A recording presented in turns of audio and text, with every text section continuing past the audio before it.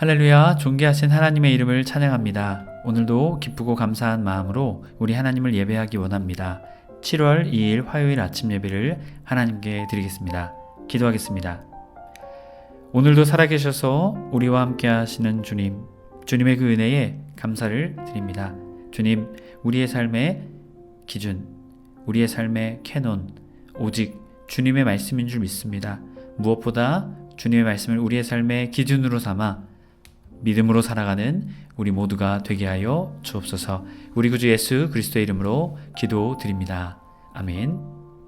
시편의 말씀으로 우리 하나님을 찬양하기 원합니다. 시편 119편 169절 170절 말씀입니다. 함께 합독하여 읽겠습니다. 여호와여, 나의 부르짖음이 주의 앞에 이르게 하시고 주의 말씀대로 나를 깨닫게 하소서. 나의 간구가 주 앞에 이르게 하시고 주의 말씀대로 나를 건지소서. 아멘. 오늘 우리 주신 하나님의 말씀은 예레미야 26장 16절에서 24절까지의 말씀입니다. 매일 성경 25페이지에 있습니다. 우리 함께 합독하여 말씀을 읽겠습니다. 고관들과 모든 백성이 제사장들과 선지자들에게 이르되, 이 사람이 우리 하나님 여호와의 이름으로 우리에게 말하였으니 죽일 만한 이유가 없느니라.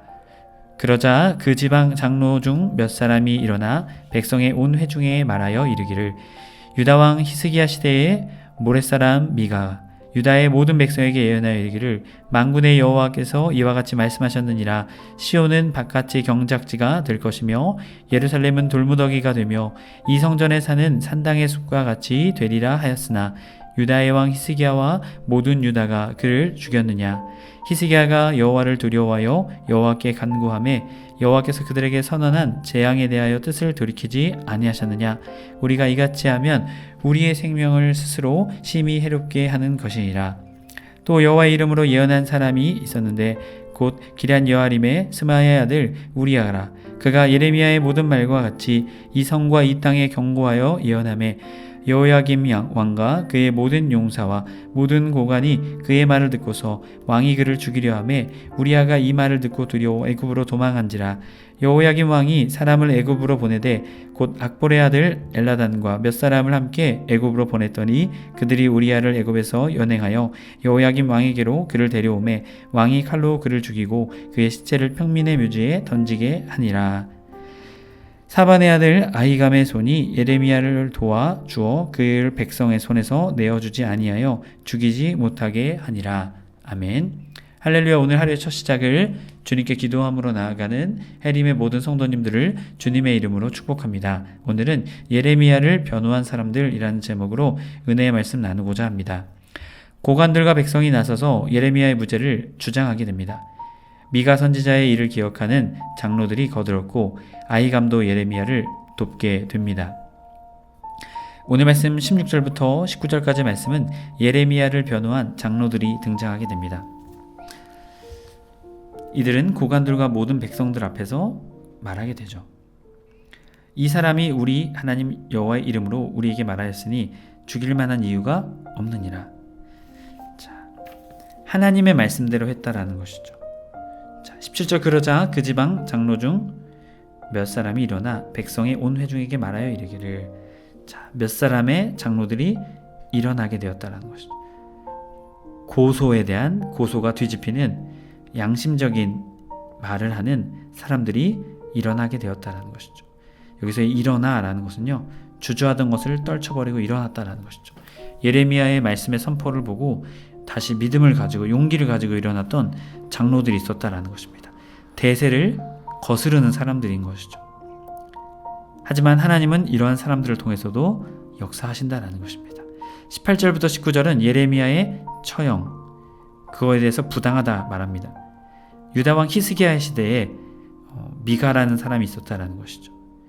모든 백성에게 예언하였다라는 것입니다.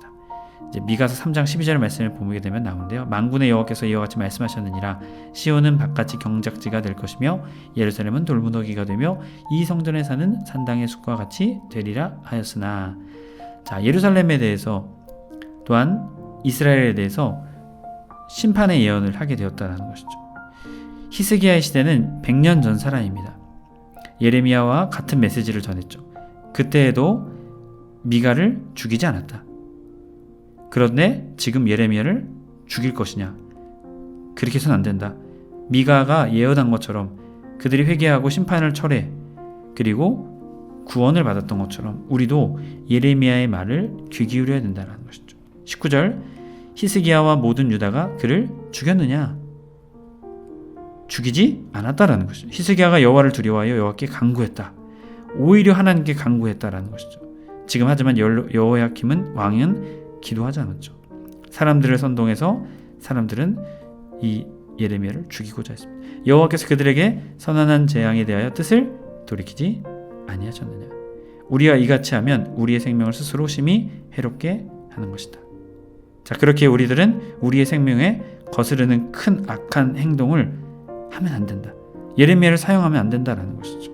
해림의 성도 여러분, 오늘 몇몇 장로가 주저하던 것을 떨치고 일어났습니다.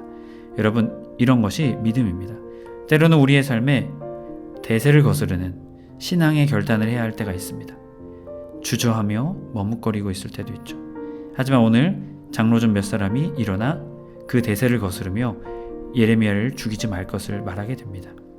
여러분, 우리의 삶에도 이러한 믿음의 결단이 필요할 때 우리도 주저하던 것을 떨쳐버리고 일어나 믿음으로 결단하며 순종하며 나아가는 우리가 되길 주님의 이름으로 간절히 축복합니다. 이어지는 20절부터 23절까지는 또 다른 선지자의 이야기를 말해주죠. 예언한 사람이 또 있었다는 것이죠. 기럇 여아림의 스마의 아들 우리아라.